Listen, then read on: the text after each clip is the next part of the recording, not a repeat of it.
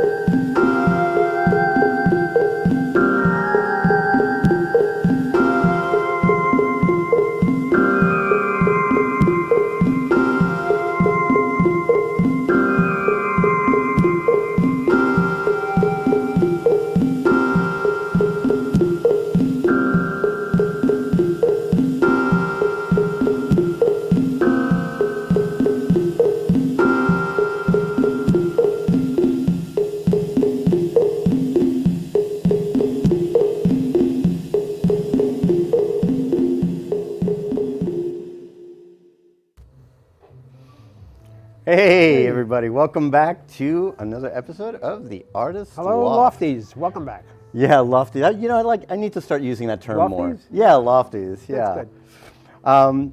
So the video you just saw was our next guest, Emily Caravella, and we're going to get to her in just a moment.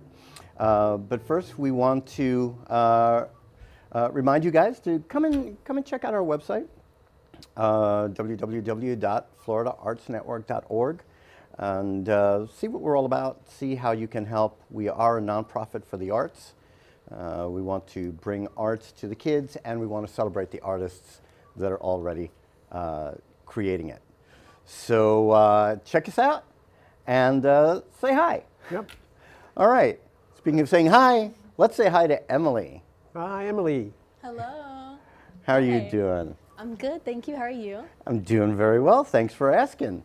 Okay, so that little clip that we saw, I know that was one of your favorite clips, right? So I took a little piece of it. So you would call that interpretive dance?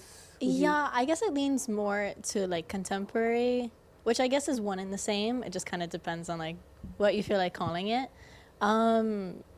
Maybe more conceptual too. Yeah. We do a lot of concept films, me and the company that I work with. Mm-hmm. And a lot of it too is like improvisation. So I guess it kind of just falls in whatever category. It's a little bit more, Yeah. I guess, interpretive. Because it's very different from the dance that Frank and I grew up with. Yeah, You of know, we course. Fred Astaire, Ginger Rogers, Gene Kelly. You know, this kind of thing. Before But my this- time. Yeah. Before I read about it in history books. Who am I kidding? I watched it on TV when it first came out. But this is actually pretty cool. You know, it shows the creativity and stuff. And so you've been dancing for a while. Yeah, yeah. When a did you while. start? Well, I started like basic like baby ballet when I was about like 2 or 3, but I started really diving into contemporary probably my junior year of high school. So I was about probably 16, 17. Okay. Okay, baby ballet. That's okay. I know. Oh, we have a girl. Let's put her in ballet. You know, Yeah. little pink tutu. You know. Exactly. So how long did you do ballet? Because I know that ballet for the longest time was like the basis of most types of dance. It was Yeah, like the of course. foundation for it. Yeah, and it still is. Even in like, I always say like call it weird. I always like to say what I do is like super gross and like uncomfortable, but ballet is always there. It's our foundation. I still take ballet every week. It's really okay. important. You know, if they got taller dancers, they wouldn't have to dance on their toes. Oh, wow. Okay, I'm just going to ignore that, strike that from the record. You know, that's just. So, yeah, so you study ballet, you still take it once a week? Yeah, at least once a week. The company right now that I'm dancing with, STYX the company, we're focusing more on like show prep and like contemporary techniques, but we do have like a couple people in the company that train us in ballet, and we have some guests coming in because it's really important to uphold that technique, especially like you said, like Gene Kelly, Fred Astaire, that really like typical technical dancing that I always say is like more easily understandable from an outside perspective, what you see on TV versus what you see in theater. But the middle ground will always be like your technical foundation. Yeah. That's interesting. I remember when I was much younger, I was into dance, and they were telling me, dude, you need to study ballet. It was like the height of the disco era, you know, and stuff. And I was like, no, I'm not going to study ballet. You know, I would look terrible in one of those get-ups. You know, it's just dumb. The tights. Yeah, the little tights and stuff. And I was more interested in music really at that time anyway. But so then when you said you were 16 when you made like this transition kind of? Yeah, so I mean, most dancers that are, what's it called, gifted enough to be able to pay to be on a competition team and get that like extra education in dance before going into the professional world, typically does like more like you're learning your basics, you're learning your ballet and like your jazz technique and getting a taste of everything. But right now, I mean, contemporary, of course, is like recent art and what's coming up and what's popular and new and a little bit different. So in my junior year is when like all of that weird, yucky stuff that I like and enjoy to do became more popular. And we had a switch of ownership of the dance studio that I was training at when I was in high school. So she brought in a bunch of contemporary artists that really helped me pull out some artistry that I wasn't used to doing. Yeah. Which I'm not gonna lie, like that youthfulness in the dancing was really hard to pull away from, and it still is. Which again, like what I was talking about, that middle ground of the technicality versus the artistry is so important in finding who you are in dance. So, yeah. Okay, so I've heard you say this twice already. Weird, yucky stuff. Ugh. Define weird, yucky stuff. What? I mean, other dancers watching might say, "Oh, yeah, I know exactly what she's talking about," but. Again, so I mean, we divide the dance world into two categories, and they're super broad, and obviously they can be broken down more. But the broadest way that we can split it up is concert and commercial. So commercial is what a lot of people who are non-dancers see and enjoy the most, something that's engaging and upbeat with nice lines. Like, I doubt they can see, but the pictures behind you where the lines are very clean and easy to observe and understand. Whereas like the yucky stuff that I like to call it, and the more contemporary, and I don't want to say non-traditional, but something that's currently being revised and rediscovered, is a little bit uncomfortable for us, even to do something that is more organic and something that is based off of how you feel doing it rather than how it looks. Okay, so you say it's uncomfortable doing. In what respect? I guess it's just experimenting with ways that you're like the flip-floppiness of it. So experimenting with ways that your body naturally wants to move. Maybe it's more pedestrian or something a little like avant-garde, or something that you don't want to move, something that throws your body off kilter and off balance, and finding that constant contradiction. So you're interpreting the music the way you feel. And that could be, instead of having it written down in certain steps that you have to follow. Yeah, I mean, that could be for any style too. Like in contemporary too, we're putting on a full contemporary show, so we have to find like the detailing in it.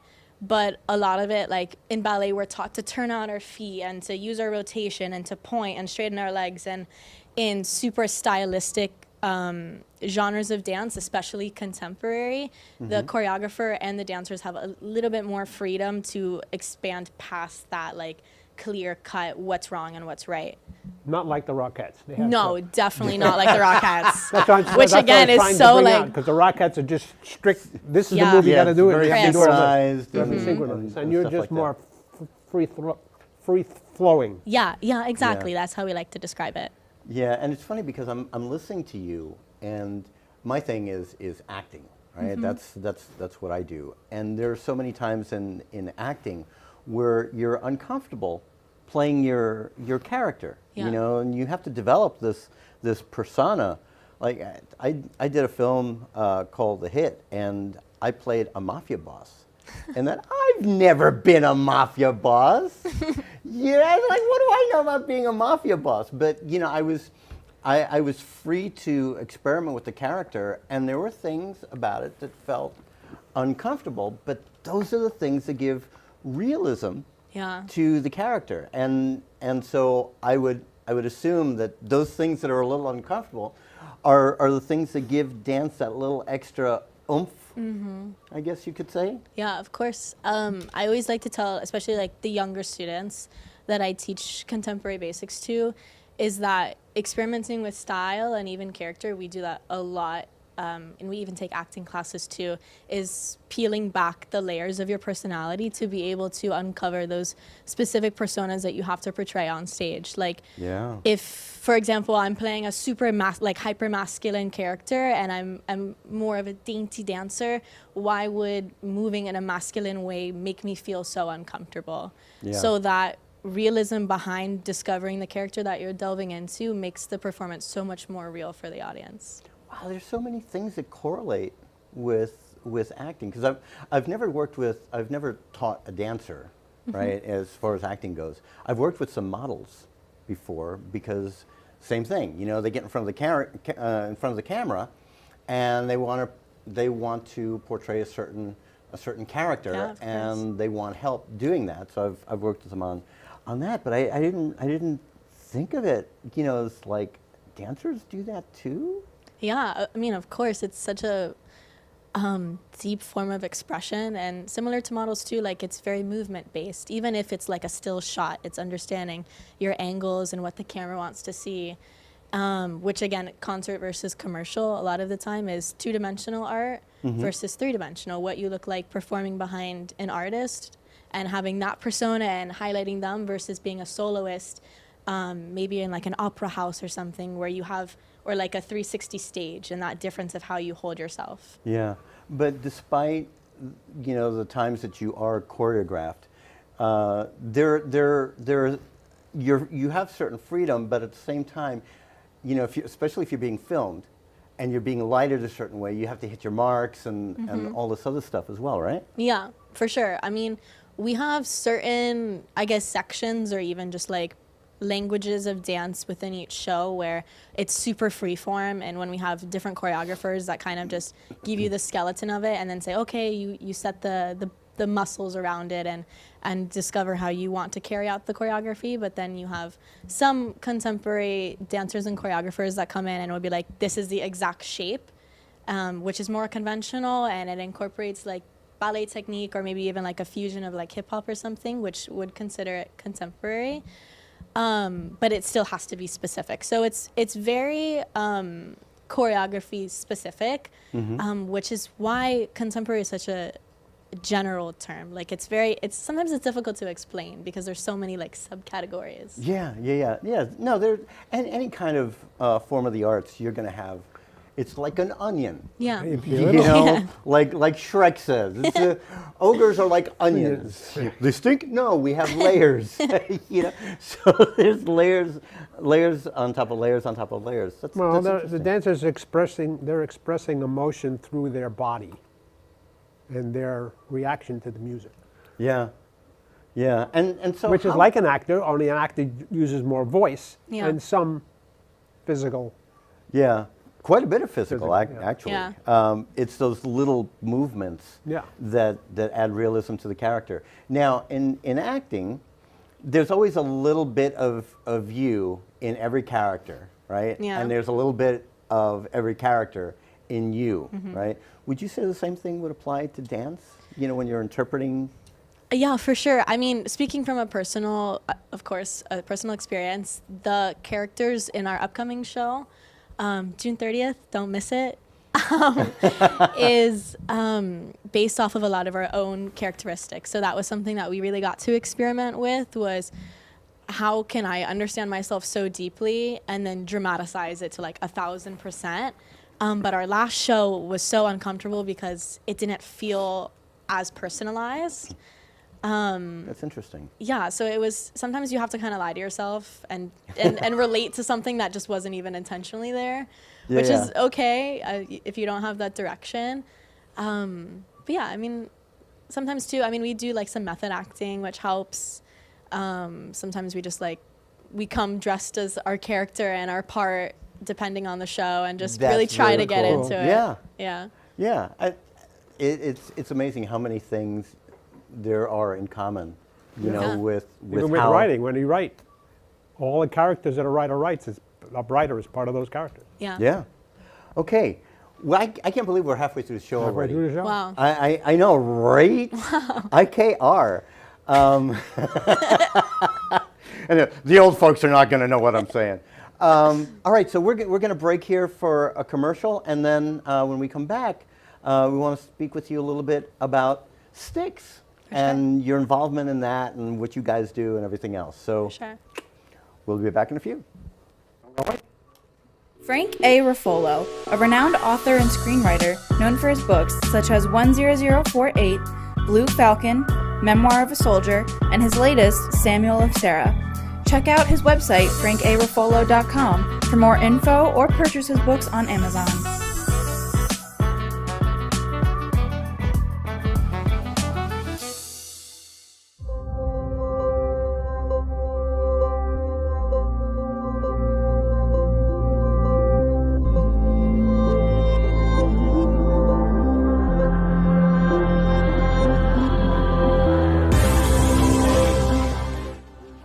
What's up, everybody? This is Agent Romante, but most of you know me as Esteban Julio Ricardo Montoya de Los Ramirez from The Sweet Life of Zach and Cody.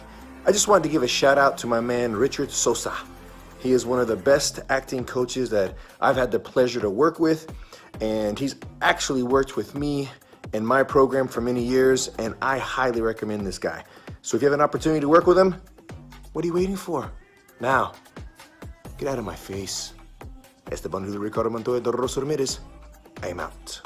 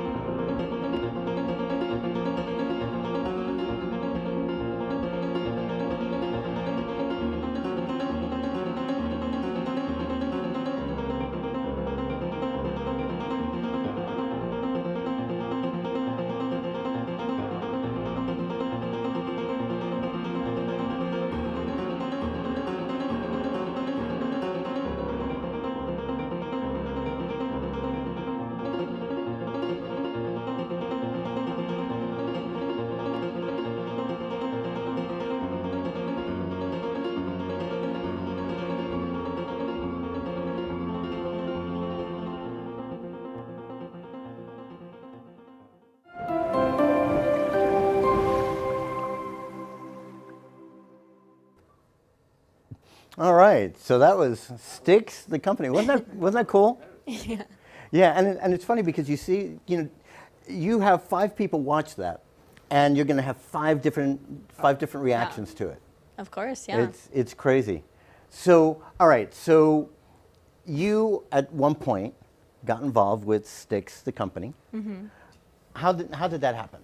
Oh, well, it was really just like a worlds collide moment. So before the shift of ownership in that like pre-professional studio that I was dancing at with, one of my main contemporary teachers, her name is Mika Santo, came in, and she was probably my first mentor that I had in dance and just artistry. And then shortly after that, she moved on past the studio, and I had another instructor come in. Her name is Brianna Campbell. And she really pulled artistry out of me like no tomorrow. And she kind of sculpted me into this different version of myself. Well, she didn't sculpt me. I guess she gave me the tools to sculpt myself. Okay. But they ended up meeting, and they decided to fulfill this dream that Brianna had since she was younger, and start a company together. And it just worked out. I mean, I was right there in between them, so I just stumbled into this company, and it really has been a blessing ever since. That's awesome. Mm-hmm. All right, so now you guys it's a nonprofit, correct? Yeah. Okay, so what would you say is the goal of that nonprofit? So for this specific company, is finding the middle ground between concert and commercial. Obviously, we're a contemporary leaning company, but contemporary can also be commercial. So we often like teeter-totter between those two genres of dance, especially Mika, one of our directors, being more commercial leaning, and then we have Brianna, who is more concert leaning. They obviously dabble in both, but just there's certain preferences. But so ever since we started up, we had dancers come from like all parts of the States, and even like we have some people from like Cuba and different countries that are coming in, and just we focus. I know. De Cuba, de Cuba. And they bring so much to the company beyond the. I mean, our directors bring so much too, but just allowing us as dancers to bring something to the space is a unique experience, rather than just having like a director like what I say goes. So it's been very open from the start, especially starting from the ground up. This is only our second volume, our second season. Okay. So we've all just kind of put in our own efforts to build this from the ground up. That is very good. No, it's funny when things happen by happenstance. Yeah. Is that the term I'm looking for? You know, personally, I don't believe in coincidence. I don't either. You know, I think that people create their own coincidence. Yeah. And if you had not had the training that you had, and you weren't out there doing your thing, it might not have happened. Yeah. It might not have happened. That's why I encourage everybody. You know, all my students, I always tell them, you got to be out there. You got to network. Got to network. Got to network. You got to work on your craft. Got to work on, regardless of what it is, whether it's acting, painting, writing, dance, vocals. You have to work at it. You have to work at it, and you've done that from the time you were a little 3-year-old little baby ballerina. Yeah, I mean, I always say too that the most important thing about being an artist, and even just a human in general, is finding security in what you do. And that doesn't mean like financially or even just like job security. Yeah. It's more of just this confidence that whatever you do and however you view yourself can't be swayed. Especially being an artist, you have so many opinions coming at you from every angle. Absolutely. And just being able to breathe and say, I'm doing my job correctly if it's being judged and if someone's uncomfortable. Yeah. It's like I said a moment ago, you know, somebody might look at this and think, oh man, you know, no, I don't like this, you know, I sense a lot of turmoil or something, you know, and somebody else might look at it and go, oh wow, this is beautiful. It gives me such a sense of peace, you know. So but sometimes they want to portray turmoil. Yeah, absolutely. But if you're constantly swayed by other people's opinions, you're never going to be the artist that you're meant to be. Ever. You're going to be too wishy-washy. Yeah. You know, I mean, it's one thing to somebody says, you know, hey, listen, you know, this is how I felt about this or that. You know, oh, okay, yeah, and you might take that into consideration when you consider the source, right? You always have to consider the source. Of course. So now, what's the goal of STYX, the company? And did you get that from the band STYX? We always get asked that. So it's actually based off of the river in Greek mythology. Yeah. It's just so funny that it happens to be a band as well. I don't know if she knew that. They probably got it from the same river. Yeah. That's a possibility. I mean, it's cool. The goal. It's a little bit difficult being from the dancer perspective. I mean, thankfully I get to work as like this personal assistant for Brianna, so I get to see like the inner workings of her brain. But that can be scary. Yeah. For a creative person. Yeah, but I guess the goal, again, like I said before, is like blurring that line between concert and commercial. Though the world in Miami is very like Latin and like reggaeton, and Like I said, like commercial heavy, where there's a lot of like performers coming in and doing castings and shows and festivals and whatnot. And then like up in like West Palm and Boca, it's very ballet, modern, contemporary heavy. Yeah. So living maybe in Miami and feeling that calling to a contemporary company or a contemporary education could be difficult, especially like after graduating from college or high school and feeling like a little bit of a loss of what to do.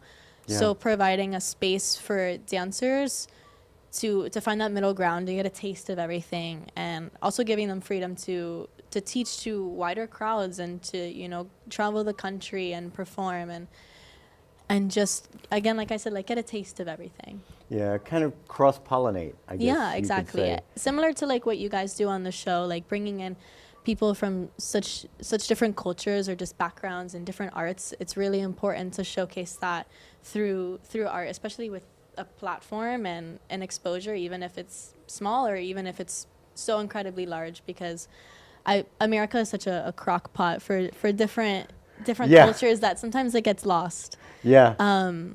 And one of our dancers from Cuba, her name's Daniela. She's like my biggest inspiration ever.